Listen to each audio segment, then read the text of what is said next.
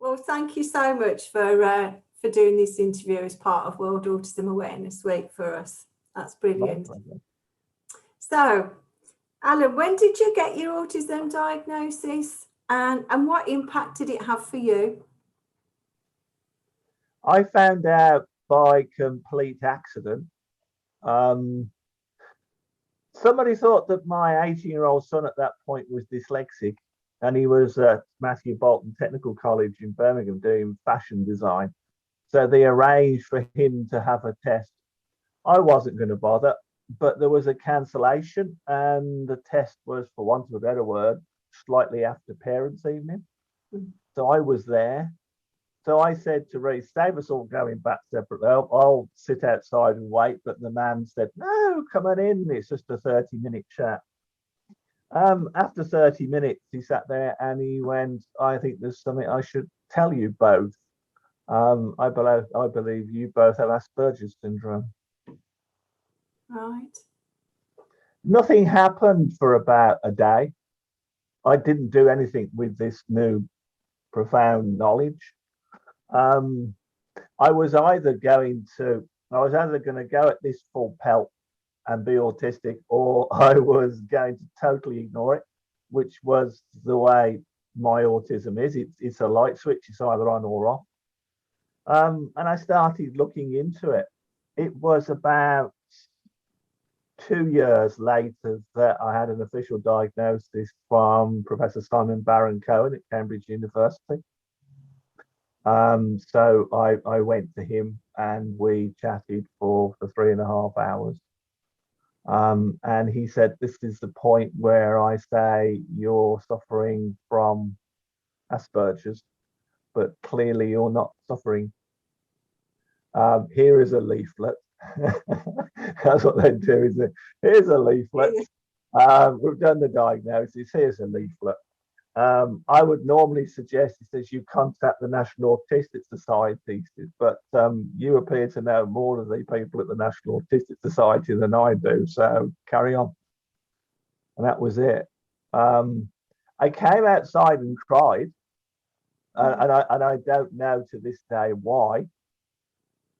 I can't put a finger on that. It was, 55 years of being autistic. And living in a neurotypical world and not knowing I was autistic. Was that good? Was that bad? I wouldn't have got any help because I'm coming through the school in the 1960s. I didn't even really sort of know what autism was at that point. So I don't know. Someone said to me the other day, what if there was an Alan Gardner in another universe who never attended that, who is now carrying on in life but does not know he's autistic? Would it make a difference? I don't know. Really don't know. Have I made decisions because I'm obviously I did a TV program, and that only the reason I got that was because I was autistic in the end, really. But I don't know. Alan Gardner would have lived on in his own little world, wouldn't he? Absolutely. Yeah. Okay. So, does your autism create any challenges for you, and how do you manage those challenges? Challenges. I know no different. Because I'm autistic. So I don't know what advantages a neurotypical person would have over me. I suppose that the one way it lets me down, I think that's what I'd like to call that. Me being autistic, my autism sort of supports me, but then in other ways lets me down. I'm no good at parties. And that may seem to go, oh, well, he doesn't do parties, but you get invited by Channel 4 to go to a party and meet other people there, and I don't go. Who knows? I might have been there and I might have seen somebody and, oh, I'd love you to come. And that's how the world works in this interaction. this saying of it's people you know rather than what you know, sort of thing. And things have happened to me in the life because I've met a person at a particular time. No, I can't go out and do the socializing. I'm very unsocial. At home, we're very, well, 20 years now, never had anybody around the house. Wouldn't be comfortable sat in a restaurant or a pub eating unless we go somewhere doing something. We go and help a charity somewhere and they take us out for dinner, then yeah. But Mandy and I wouldn't sit there and go, oh, let's go out and, let's go out and do this and let's go out that. No, can't do that. And I suppose that's where that sort of lets me down. But the abilities that it appears to have given me is a plus on most things. Yeah, great. What would your advice be for any young person who has recently had an autism diagnosis? Be autistic. Do not be afraid of who you are. Do not be afraid of who you want to become. Do not give a poo what anybody thinks about you. We're living in a world where people should be able to do what people want to do. And I've said before, when I had pink hair, the amount of people that came up to me and went, "Oh, I wish I could have pink hair. I'm not as brave as you." What's brave about dyeing your hair pink? Going over the trenches in the First World War, being shot at, running out of a burning building, hanging onto an Alsatian dog that's unconscious. Things like that are dangerous. Not dyeing your hair. But we seem to, as a society, we draw lines in the ground, and it's the same. It's the same with the makeup. I mean, I've passed the Rubicon line, the line of no return. So I get stared at because I wear makeup, but I wear makeup because I really enjoy wearing makeup and I really enjoy doing the makeup. And what I'd like to say also about that is, if anybody out there wants to help an autistic person, dead easy. Just allow them to be autistic. Absolutely. Yeah. Parents with children and that who are autistic and they're neurotypical. Some of them, I'm not saying all, most of them are brilliant, but some of them try to put on their values. Oh, he doesn't, let's take him to parties, play football, and that. All you've got to do is ask the child what they want, because we're all totally individual. Right, I've my soapbox now. No, that's great. Thank you. How did you feel about the lockdown that we've been going through COVID? How was it for you? Mixed emotions. I'm extremely clinically vulnerable, not because I'm autistic, I'd like to point out. So I'm still not even meant to be allowed to go outside. I go out for my exercise, I go out to my allotment. I've been managing to design some fabulous gardens remotely. So they send me dimensions and photographs, we can talk on Zoom. So I've been doing gardens in America and in southern Germany, because all of a sudden now it didn't really matter where they were. And actually, amazingly, I'm doing a garden at the moment in Birmingham, which is very rare. They tend to go everywhere. I should like it. I probably should like it more than I am enjoying it. But I think what's missing for me is the Alan Gardner adventures. I would have this year. I would have gone off to Edinburgh to give talks, or I'd have flown to Jersey and worked on I would have gone to southern Germany and worked on a garden. And I like change. I know this doesn't go with a general thing, because I say we're light switches, but I do like change, and I do like to go and see places and people. And I don't want to sound in the forum like this really rude, but I do actually like people and I miss them. They're cute, you know, little things. And you know, but yes, it's been a mixed reaction. Okay. So what tips would you have for anyone wanting to get into gardening and develop their green-fingered skills? Plenty and plenty and plenty of things on YouTube and things like that as far as videos are concerned. But when it comes to growing things and trying to grow things, you have to go and do it. I know it sounds silly, but you could sit down and read a book until the cows come home. You actually, and if you know somebody who has sown seeds before or potted things up, then it's far better to have someone show you hands-on how to do things rather than, you know, you're reading it from a book. But it's like I've built over 40 RHS show gardens, including 3 at Chelsea. And the only way to do show garden is to do it. You know, you can plan all you want, but you need the experience and the feel of it. It's a feel, it's a sensation, it's something you do, and the excitement of it. I mean, now's a beautiful time to start sowing most things. And I've got my allotments awaiting my attention if the weather would get nicer. I'm not going up there weeding in the pouring rain just for the sheer hell of it, but you know, no, it's hands-on experience. Give it a go. There's nothing to lose.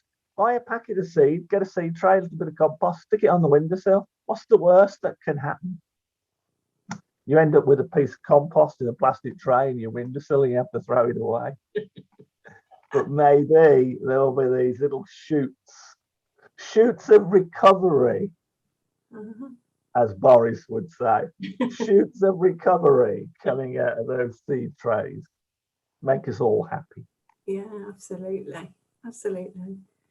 So how important is raising autism awareness and understanding, as well as charities such as Autism West Midlands? My feeling, I've been with the NAS since 2015. I've been with you for what, 3 years, something like that. And I think things have changed. I think things have changed dramatically. My opinion about autism has totally changed. It used to be about creating awareness. And in doing so, we're sort of going, here we are, we're different. And I want to put forward the sort of question that we're not different. We're all the ruddy same. We're all human beings and we all have our own ways of doing things. And if everybody would accept everybody else for their quirks and their differences, then, you know, we don't have to proclaim that we're autistic. If we feel comfortable that we can go, I struggle with this, I struggle with that, and I struggle with the other, and then you can find a way around most things and make things more comfortable for yourself. It's what I do is I get everything planned ahead for what I'm going to do, and I make sure that I feel comfortable with the whole process. You know, I'm going to catch this train that leaves at that time and will arrive there, and there'll be a car at Euston from the production company, and they're taking me there, and then I'm going from there to there. And it's almost as if I control my own sort of way through life, rather than we are round pegs in square holes, and that tends to make friction as you try to do things. But all you have to do if you're a round peg is go out and find some round holes for yourself, and they're all out there to find. I just want autistic people to be accepted. You know, what's wrong with a 42-year-old man skipping down the road? And I've seen it, you know, forcing people or people not doing things that they feel they want to. There is in Jersey, there is a wall on the seafront, and the beach is below it, and it's made out of pink granite, and it's about waist height, and it runs from St Helier right the way past Elizabeth Castle, and it goes down for about a mile and a half. And the last time I was there, I said to Mandy, I want to drive a toy car down that. And the toy shop was shut.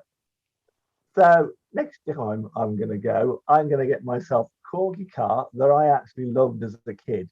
And I'm going to drive it from one end of the beach to the other, about a mile and a half. I'm just going, might even make the noises. I think, why can't I do that? I would get great pleasure from doing that. So I think in the autistic world now, it's all about acceptance, but it's all about acceptance of color, creed, race, sexuality. And autism has now just become another part of that. We can't expect the world as a whole to change things for us. So we need to be able to operate in certain ways and change our own environment. If you went to work in an office and you was autistic and somebody used the box standard list of what they think you'd require, they'll stick you in the corner in the dark with some headphones on. And not everybody wants to be like that. We're all individual. If someone would just ask somebody, what's the best way for you to do this? Because the things that autistic people can do compared to neurotypical people, because of the way they think, is fantastic. You know, we can help most organizations. It's just as silly as a man comes over here from Nigeria and he gets a job, so you put him in the window so he gets some more sunshine. You know, it's all wrong. It's everybody is incredibly different, and for us to create attention towards autism, we have to think along the lines of individuals, not a diagnosis. Absolutely. I think you've probably answered the final question, but to sum up, Alan, what would be the overall message that you would like to share with people this coming Autism World Awareness Week? Autistic people are human beings. They are individual human beings. And the best thing to do to help any autistic person is allow them to be autistic. Just because their hobby of collecting biro pens or whatever it is may sound weird to you, or as some lady said to me the day, at the moment her daughter at university is autistic, he's not talking to anybody and doesn't want to go out, and she's really concerned about her. And you go, well, actually, does she want to go out? And does she want to do these things? Have you ever asked her?